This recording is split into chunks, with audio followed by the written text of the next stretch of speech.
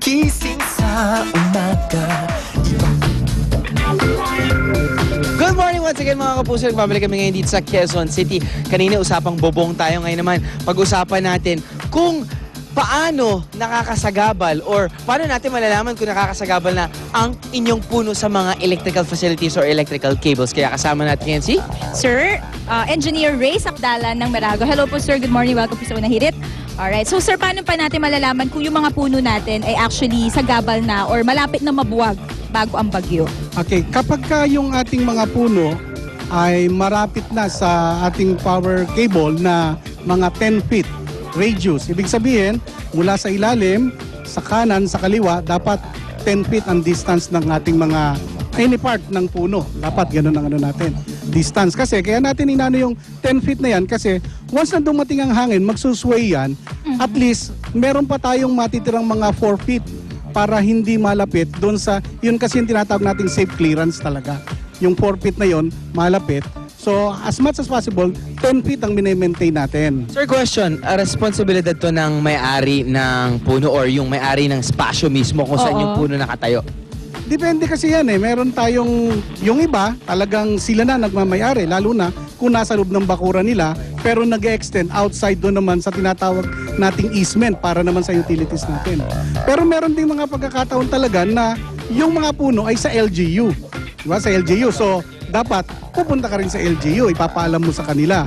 Pero talagang dapat lang, i-maintain pa rin natin yung 10 feet na yan. Ako minsan usually ang Meralco pa ay lumilibot para makahanap ng mga, syempre, responsibilidad siguro rin ng Meralco na makaka-apekto to sa mga electrical facilities.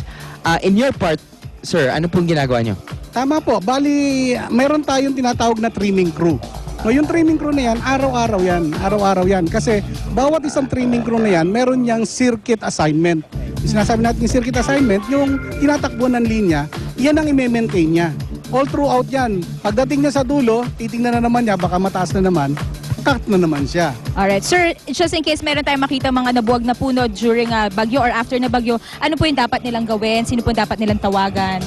Doon sa mga sa mga nalaglag na puno, kasi normally hindi naman natin talaga yung pagkuha ng mga puno, no.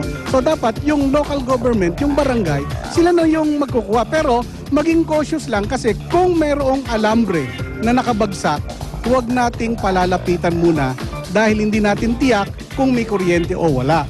No, kami lang makapagsasabi. Kaya dapat doon, ang tinatawag natin dyan is treat all wires as live.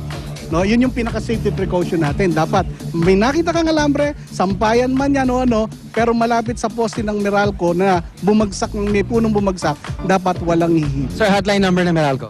Hotline number ng Meralco is 16211. So last question, pag pumupunta kayo sa opisina, nakasuot pa rin kayo ng sombrero? Hindi. Okay, Thank you so much, Engineer. Magbabalik po ako ng hirit. Diyan lang kayo.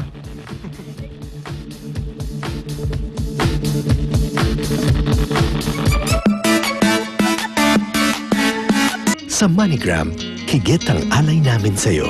Dala namin ang pangarap ng Pilipino at ang tulay sa pagtupad.